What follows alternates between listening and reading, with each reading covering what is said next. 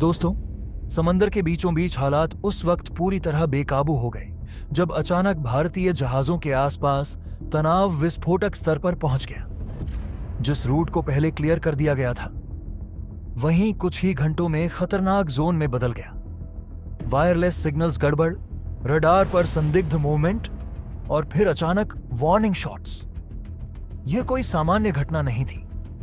यही वह पल था जब इंडियन नेवी को बड़ा और सख्त फैसला लेना पड़ा। भारत ने साफ कर दिया कि अब कोई रिस्क नहीं लिया जाएगा और तुरंत अपने 6 वॉरशिप्स को हाई अलर्ट के साथ उस इलाके की ओर रवाना कर दिया गया। यह सिर्फ एक रिएक्शन नहीं था, बल्कि एक स्पष्ट संदेश था। भारतीय जहाजों की सुरक्षा पर कोई समझौता नहीं होगा, चाहे हालात कितने भी तनावपूर्ण क्यों ना हो। समंदर के बीचों बीच उस दिन जो कुछ हुआ, उसने सिर्फ पानी की सतह पर उठती लहरों को ही नहीं, बल्कि पूरे रणनीतिक संतुलन को हिलाकर रख दिया। सब कुछ सामान्य लग रहा था। रूट पहले से क्लियर घोषित किया जा चुका था, मौसम अनुकूल था और जहाज अपने निर्धारित मार्ग पर आत्मविश्वास के साथ आगे बढ़ रहे थे। लेकिन समुद्र का स्वभाव और अंतर्राष्ट्रीय हालात दोनों ही कभी स्थिर नहीं रहते। कुछ ही घंटों में वही सुरक्षित समझा जाने वाला रास्ता एक खतरनाक जोन में तब्दील हो गया। वायरलेस सिग्नल्स में अचानक गड़बड़ी शुरू हुई, जैसे किसी ने जानबूझकर कम्युनिकेशन सिस्टम को बाधित करने की कोशिश की हो। रडार स्क्रीन पर अनजान और संदिग्ध मूवमेंट दिखाई देने लगे। तेज गति से बदलती लोकेशन, बिना पहचान के आगे बढ़ती परछाइयां और हर सेकंड के साथ बढ़ती बेचैनी। माहौल में तनाव इतना घना हो चुका था कि हर अधिकारी और जवान को महसूस हो रहा था कि कुछ बड़ा होने वाला है। तभी अचानक हवा को चीरती हुई वार्निंग शॉट्स की आवाज गूंजी। यह सिर्फ चेतावनी नहीं थी, यह एक स्पष्ट संकेत था कि हालात नियंत्रण से बाहर जा सकते हैं। जहाजों पर तैनात भारतीय नौसैनिक तुरंत अलर्ट मोड में आ गए। हर सिस्टम को सक्रिय किया गया, हर हथियार को तैयार रखा गया और हर मूवमेंट पर पैनी नजर रखी जाने लगी। यह कोई सामान्य समुद्री गतिविधि नहीं थी, बल्कि एक ऐसा पल था जिसमें हर निर्णय का असर दूरगामी हो सकता था। भारतीय जहाजों के आसपास जो गतिविधि हो रही थी, वह साफ तौर पर उकसावे की रणनीति का हिस्सा लग रही थी। पहले सिग्नल्स में बाधा, फिर रडार पर दबाव और अंत में वार्निंग शॉट्स। यह सब कुछ एक सोची समझी चाल जैसा प्रतीत हो रहा था, जिसका उद्देश्य भारतीय उपस्थिति को चुनौती देना था। लेकिन भारत ने भी साफ कर दिया कि वह अब किसी भी तरह का जोखिम लेने के मूड में नहीं है। इसी निर्णायक क्षण में इंडियन नेवी के शीर्ष स्तर पर तेजी से विचार विमर्श शुरू हुआ। स्थिति का हर पहलू खंगाला गया। खतरे की गंभीरता, संभावित परिणाम और जवाबी रणनीति। यह सिर्फ एक सैन्य निर्णय नहीं था, बल्कि राष्ट्रीय सुरक्षा और प्रतिष्ठा से जुड़ा हुआ मामला था। और फिर वह फैसला लिया गया जिसने पूरे घटनाक्रम की दिशा बदल दी। भारत ने तुरंत अपने 6 वॉरशिप्स को हाई अलर्ट पर उस इलाके की ओर रवाना करने का आदेश दिया। यह कदम जितना तेज था, उतना ही सटीक और प्रभावशाली भी। जब ये वॉरशिप्स अपनी पूरी ताकत और तैयारी के साथ उस तनावग्रस्त क्षेत्र की ओर बढ़े, तो यह सिर्फ सैन्य तैनाती नहीं थी। यह एक संदेश था, एक ऐसा संदेश जो शब्दों से नहीं, बल्कि कार्रवाई से दिया गया था। यह साफ संकेत था कि भारत अपने समुद्री हितों और जहाजों की सुरक्षा के मामले में किसी भी प्रकार का समझौता नहीं करेगा। चाहे हालात कितने भी जटिल क्यों ना हो जाएं, भारतीय नौसेना हर चुनौती का सामना करने के लिए पूरी तरह तैयार है। समंदर में उस वक्त जो माहौल था, वह किसी युद्ध फिल्म के चरम दृश्य जैसा लग रहा था। एक ओर अनिश्चितता और खतरे की परछाई, दूसरी ओर भारतीय नौसेना की दृढ़ता और आत्मविश्वास। हर लहर जैसे एक नई कहानी कह रही थी, संघर्ष की, साहस की और रणनीति की। जहाजों पर तैनात जवानों की आंखों में सतर्कता के साथ साथ एक अडिग विश्वास भी था कि वे किसी भी स्थिति से निपट सकते हैं। उनके लिए यह सिर्फ एक मिशन नहीं था, बल्कि देश की सुरक्षा और सम्मान की जिम्मेदारी थी। जैसे जैसे भारतीय वॉरशिप्स उस क्षेत्र के करीब पहुंचे, स्थिति में बदलाव आने लगा। जो ताकत पहले दबाव बनाने की कोशिश कर रही थी, उसे अब एहसास होने लगा कि सामने कोई साधारण प्रतिद्वंदी नहीं है। भारतीय नौसेना की उपस्थिति ने पूरे समीकरण को बदल दिया।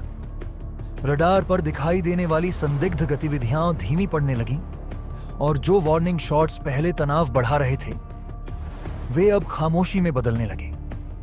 यह शक्ति का संतुलन था जो स्पष्ट रूप से भारत के पक्ष में झुकता हुआ दिखाई दे रहा था। लेकिन इस पूरी घटना का सबसे महत्वपूर्ण पहलू यह था कि भारत ने प्रतिक्रिया देने में देरी नहीं की। कई बार अंतर्राष्ट्रीय स्तर पर देश सोच विचार में समय गंवा देते हैं जिससे स्थिति और बिगड़ जाती है, लेकिन यहां भारत ने तेजी और सटीकता के साथ फैसला लेकर यह दिखा दिया कि वह हर स्थिति के लिए तैयार है। यह सिर्फ एक सामरिक सफलता नहीं थी बल्कि एक रणनीतिक संदेश भी था। भारत अब केवल प्रतिक्रिया देने वाला देश नहीं रहा बल्कि वह पहल करने और हालात को अपने पक्ष में मोड़ने की क्षमता रखता है।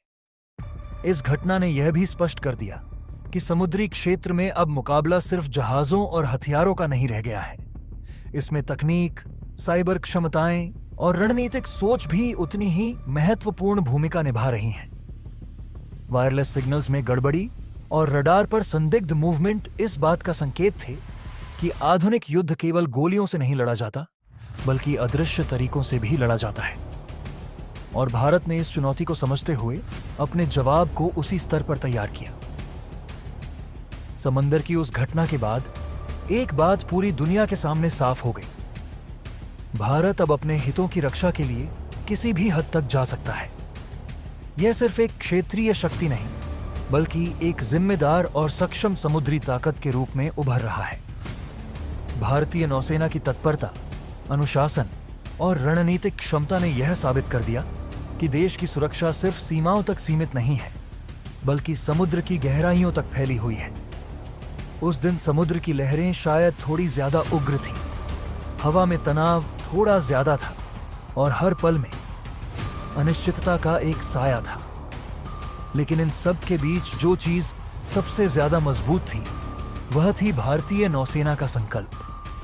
एक ऐसा संकल्प जो किसी भी चुनौती के सामने झुकने वाला नहीं है। यह घटना भले ही कुछ घंटों की रही हो लेकिन इसका प्रभाव लंबे समय तक महसूस किया जाएगा। मामला और ज्यादा गंभीर इसीलिए हो गया क्योंकि जिन जहाजों को पहले अनुमति दी गई थी उन्हीं पर अचानक फायरिंग शुरू हो गई। सवाल सीधा था, जब क्लियरेंस मिल चुकी थी तो गोलियां क्यों चली? इसी बीच यह जानकारी सामने आई कि अचानक बड़े अंतर्राष्ट्रीय तनाव के चलते पूरे समुद्री कॉरिडोर को ब्लॉक कर दिया गया और पहचान में ही हुई गड़बड़ी ने हालात को और बिगाड़ दिया। कुछ भारतीय जहाज उसी रास्ते में फंस गए और उन्हें तुरंत रिवर्स मूवमेंट करना पड़ा। उस समय लिया गया हर फैसला सेकंड्स में किया जा रहा था क्योंकि जरा सी देरी बड़ा नुकसान कर सकती थी। राहत की बात यह रही कि किसी भी भारतीय जहाज या क्रू को नुकसान नहीं हुआ, लेकिन खतरा टलने के बजाय और बड़ा हो गया। अब तस्वीर और साफ होती है। करीब 14 भारतीय जहाज बीच समुद्र में फंसे रह गए, क्लियरेंस का इंतजार करते हुए। इस बीच इंडियन नेवी ने सख्त एडवाइजरी जारी कर दी कि कोई भी जहाज संवेदनशील जोन के करीब ना जाए। खासकर उन इलाकों से दूरी बनाए रखने को कहा गया जहां सैन्य गतिविधि और माइंस का खतरा ज्यादा है।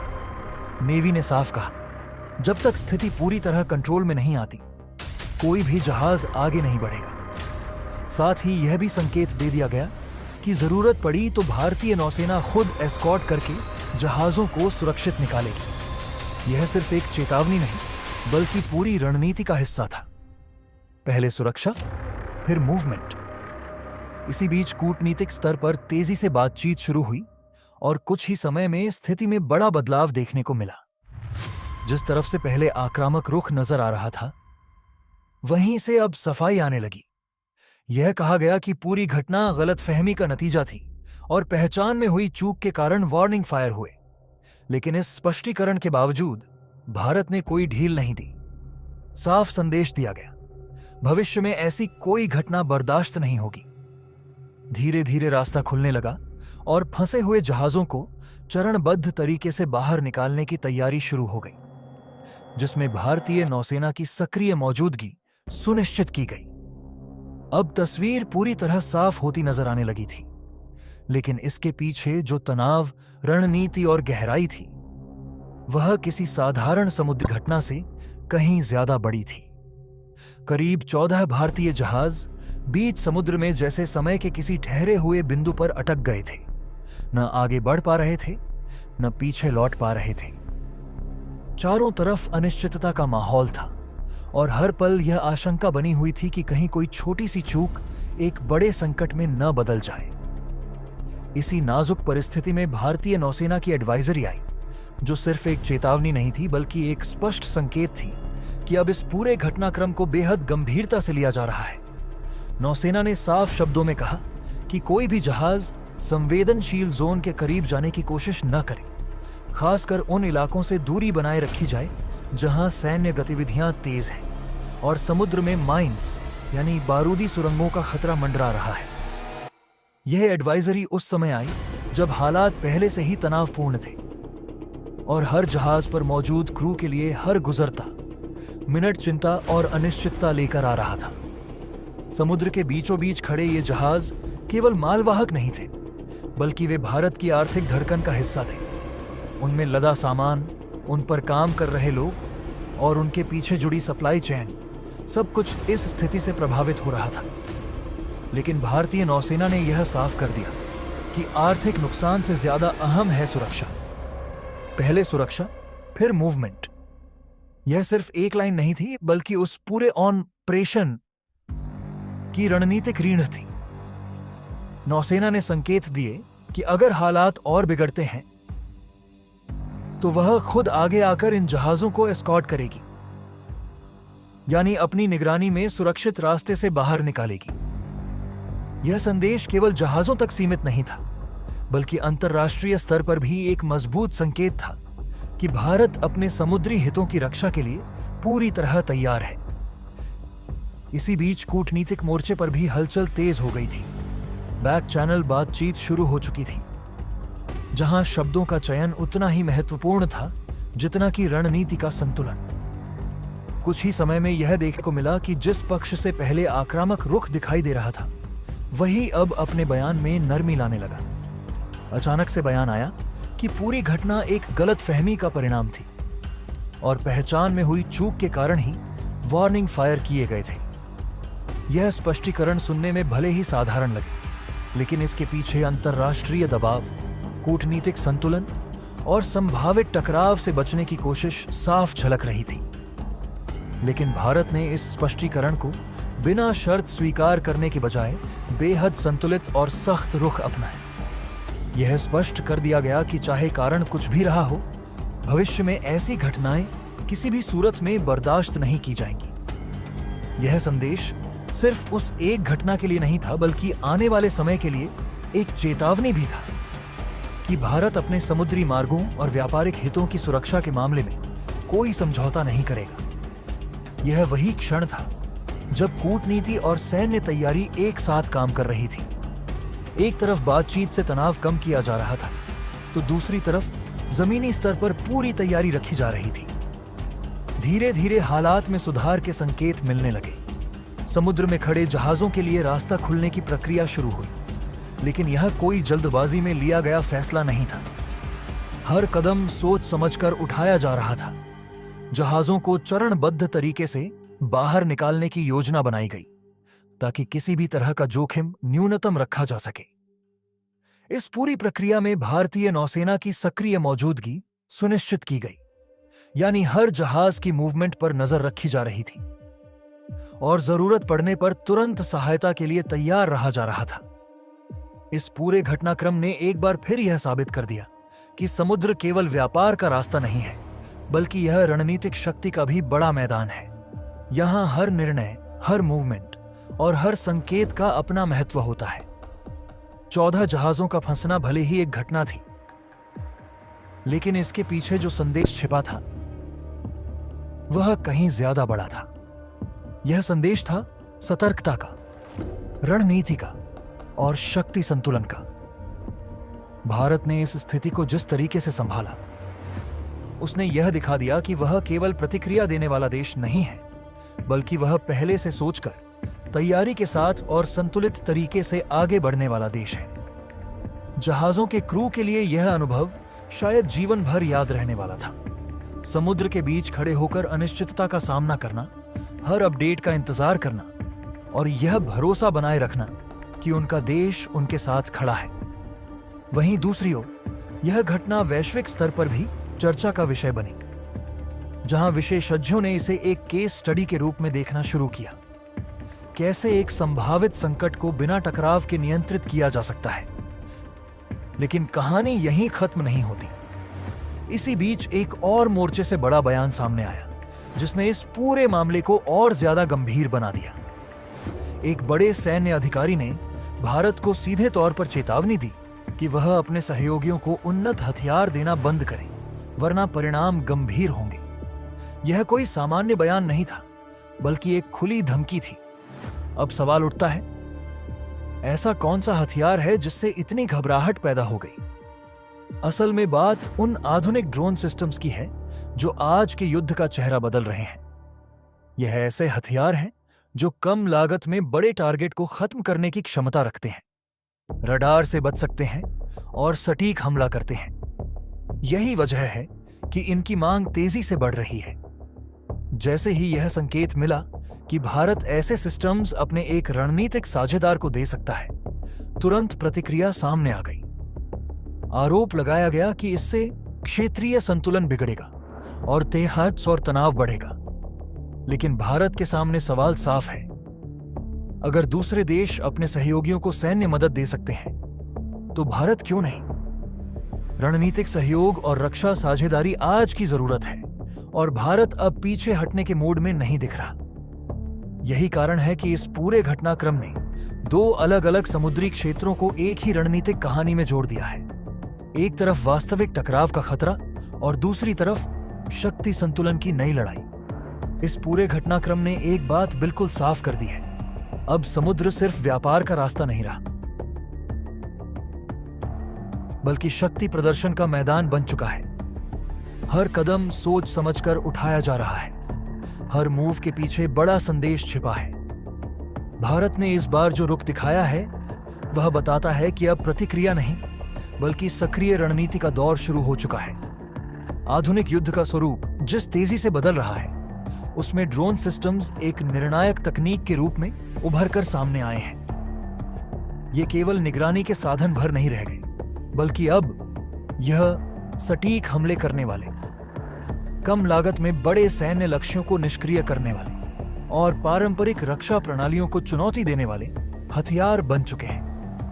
पहले जहां युद्ध में भारी भरकम टैंक, लड़ाकू विमान और मिसाइल सिस्टम ही निर्णायक भूमिका निभाते थे, वहीं अब छोटे, तेज और अत्याधुनिक ड्रोन युद्ध के समीकरण बदल रहे हैं। इनकी सबसे बड़ी ताकत यही है कि ये कम लागत में तैयार होते हैं, इन्हें बड़े पैमाने पर तैनात किया जा सकता है और ये रडार से बचकर अपने लक्ष्य तक पहुंचने की क्षमता रखते हैं। यही कारण है कि आज दुनिया के लगभग हर सैन्य शक्ति संपन्न देश इन प्रणालियों के विकास और निर्यात पर विशेष ध्यान दे रहा है। भारत भी इस बदलते परिदृश्य को बहुत करीब से समझ रहा है। पिछले कुछ वर्षों में भारत ने अपने रक्षा क्षेत्र में आत्मनिर्भरता की दिशा में तेजी से कदम बढ़ाए हैं, जिसमें ड्रोन तकनीक एक महत्वपूर्ण स्तंभ बनकर उभरी है। भारत के पास अब केवल आयातक बनने का विकल्प नहीं है, बल्कि वह एक उभरते हुए निर्यातक के रूप में भी अपनी पहचान बना रहा है। ऐसे में जब यह संकेत मिला कि भारत अपने एक रणनीतिक साझेदार को आधुनिक ड्रोन सिस्टम्स उपलब्ध करा सकता है, तो वैश्विक स्तर पर इसकी प्रतिक्रिया आना स्वाभाविक था। कुछ देशों ने इस कदम को क्षेत्रीय संतुलन के लिए खतरा बताया और यह आरोप लगाया कि इससे तनाव बढ़ सकता है। लेकिन इस आलोचना के पीछे छिपे राजनीतिक और रणनीतिक हितों को समझना भी जरूरी है। दरअसल अंतर्राष्ट्रीय राजनीति में रक्षा सहयोग कोई नई बात नहीं है। बड़े देश दशकों से अपने सहयोगी देशों को हथियार और तकनीक उपलब्ध कराते रहे हैं, ताकि वे अपने प्रभाव क्षेत्र को मजबूत कर सकें। अमेरिका, रूस, चीन जैसे देश खुले तौर पर अपने मित्र देशों को सैन्य सहायता देते हैं और इसे अपने रणनीतिक हितों का हिस्सा मानते हैं। ऐसे में यदि भारत भी अपने साझेदार देशों के साथ रक्षा सहयोग को मजबूत करता है, तो यह कोई असामान्य या अनुचित कदम नहीं कहा जा सकता, बल्कि यह इस बात का संकेत है कि भारत अब वैश्विक शक्ति संतुलन में एक सक्रिय भूमिका निभाने के लिए तैयार है। भारत के सामने चुनौती यह है कि वह अपनी सुरक्षा आवश्यकताओं और वैश्विक जिम्मेदारियों के बीच संतुलन बनाए। एक तरफ उसे अपनी सीमाओं की रक्षा करनी है, दूसरी तरफ उसे अपने रणनीतिक साझेदारों के साथ विश्वास और सहयोग का संबंध भी मजबूत करना है। ड्रोन सिस्टम्स का निर्यात इसी व्यापक रणनीति का हिस्सा माना जा सकता है। यह केवल हथियारों की आपूर्ति नहीं है, बल्कि एक संदेश है कि भारत अब केवल प्रतिक्रिया देने वाला देश नहीं रहा, बल्कि वह अपनी रणनीति स्वयं तय करने की क्षमता रखता है। इस पूरे घटनाक्रम का एक और महत्वपूर्ण पहलू समुद्री क्षेत्रों में बढ़ती प्रतिस्पर्धा है। पहले समुद्रों को मुख्यतः व्यापार और ऊर्जा आपूर्ति के मार्ग के रूप में देखा जाता था।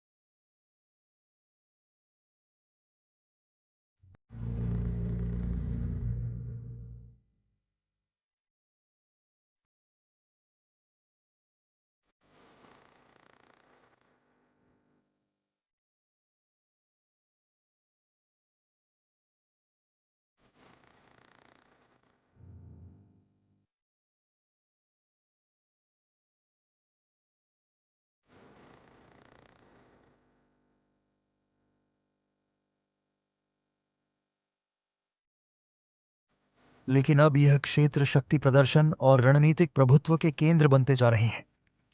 हिंद महासागर से लेकर प्रशांत महासागर तक हर जगह बड़ी शक्तियों की मौजूदगी बढ़ रही है।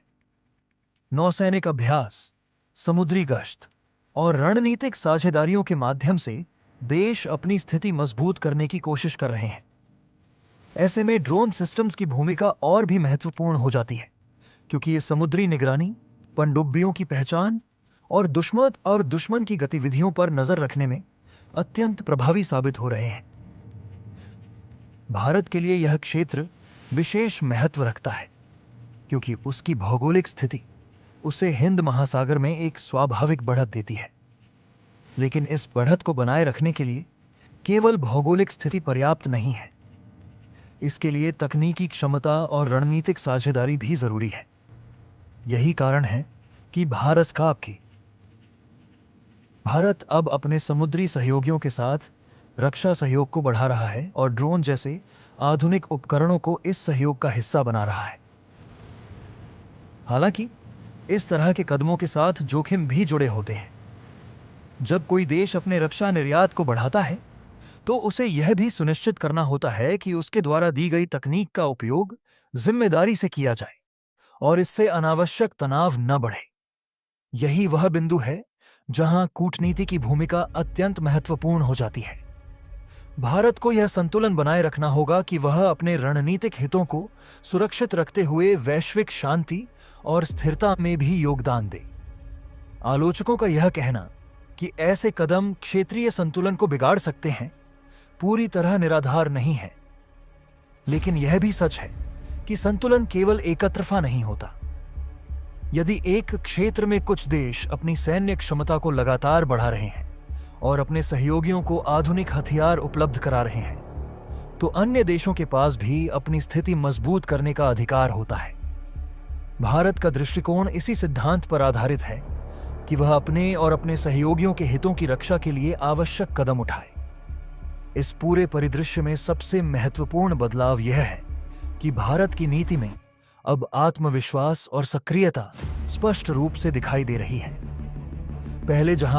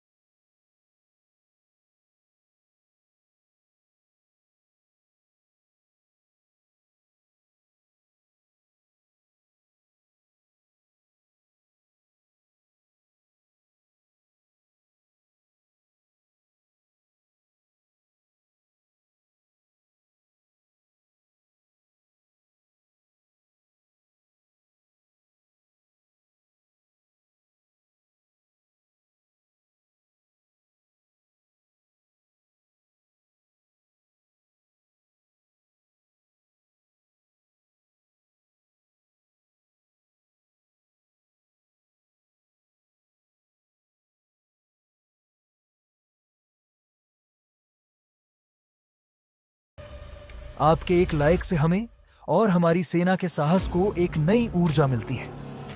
और हां, अगर आप चाहते हैं कि हम इस पूरी साजिश की परतें ऐसे ही खोलते रहें, तो अभी इसी वक्त चैनल को सब्सक्राइब करके बेल आइकन दबा दें ताकि अगली कड़ी आपसे मिस ना हो।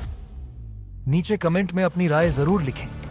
क्या आपको लगता है कि भारत को अब उन ताकतों को उन्हीं की भाषा में जवाब देना चाहिए जो हमारे तिरंगे का अपमान करने की कोशिश कर रहे हैं? चलिए अब बढ़ते हैं इस कहानी के सबसे बड़े खुलासे की तरफ कि कैसे इस पूरी साजिश के तार पड़ोसी मुल्क से जुड़े हुए हैं। समंदर मियर में बढ़ते इस तनाव के पीछे का असली सच तेहरान की गलियों और वहां की सत्ता के बंद कमरों में छिपा है।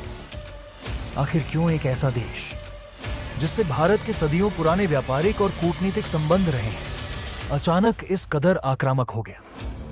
इसका जवाब ईरान की बदलती सत्ता संरचना में छिपा है। खुफिया रिपोर्टों और अंतर्राष्ट्रीय विश्लेषकों का मानना है कि तेहरान में बैठी पुरानी और लोकतांत्रिक सरकार अब केवल नाम की रह गई है। पर्दे के पीछे से ईरान की पूरी कमान अब कट्टरपंथी संगठन IRGC यानी इस्लामिक रिवॉल्यूशनरी गार्ड कॉर्प्स ने अपने हाथों में ले ली है। यह कोई सामान्य सत्ता परिवर्तन नहीं है। IRGC अब ईरान की एक ऐसी समानांतर सरकार बन चुकी है जिसके पास अपनी स्वतंत्र अर्थव्यवस्था, अपनी विशाल सेना और अपनी अलग विदेश नीति है। सूत्रों का कहना है कि ईरान के आंतरिक प्रशासन में अब उन नरमपंथी नेताओं की कोई सुनवाई नहीं होती जो भारत के साथ शांति और सहयोग की बात करते थे। यही कारण है कि 18 अप्रैल से शुरू हुआ यह घटनाक्रम अब 22 अप्रैल को जहाज के कब्जे तक पहुंच गया। यह संगठन कूटनीतिक मेजों पर होने वाली बातचीत के बजाय समंदर में अपनी ताकत दिखाने में यकीन रखता है। ईरान के भीतर मचे इस घमासान ने भारत के लिए स्थिति को और भी चुनौतीपूर्ण बना दिया है। जहां जहां पहले किसी भी विवाद को एक फोन कॉल या बैठक से सुलझा लिया जाता था, वहीं अब भारत का सामना एक ऐसी ताकत से है जो अंतर्राष्ट्रीय कानूनों और संधियों को नहीं मानती। आईआरजीसी की इस हठधर्मिता ने न केवल भारत के व्यापारिक हितों को चोट पहुंचाई है, बल्कि ईरान की अपनी वैश्विक छवि को भी दांव पर लगा दिया है। सूत्रों के हवाले से सामने आ रही यह तस्वीर केवल एक सामान्य कूटनीतिक तनाव की कहानी नहीं है, बल्कि यह उस गहरे और जटिल सत्ता संघर्ष का संकेत है जो आज Islamic revolutionary guard corps IRGC और ईरान के पारंपरिक नरमपंथी राजनीतिक ढांचे के बीच चल रहा है। बीते वर्षों में ईरान की राजनीति में दो स्पष्ट ध्रुव दिखाई देते रहे हैं। एक वह वर्ग जो अंतर्राष्ट्रीय समुदाय, खासकर भारत जैसे देशों के साथ संतुलित और सहयोगात्मक संबंधों को बनाए रखने में विश्वास करता था, और दूसरा वह कठोरपंथी धड़ा जिसकी सोच सैन्य शक्ति, क्षेत्रीय प्रभाव और वैचारिक प्रभुत्व के इर्द गिर्द घूमती है। हालिया घटनाक्रम जो 18 अप्रैल से शुरू होकर 22 अप्रैल को जहाज के कब्जे तक पहुंचा, इस बात का संकेत देता है कि अब सत्ता का संतुलन पूरी तरह से कठोरपंथियों की ओर झुक चुका है और नरमपंथी नेताओं की आवाज लगभग अप्रासंगिक हो गई है।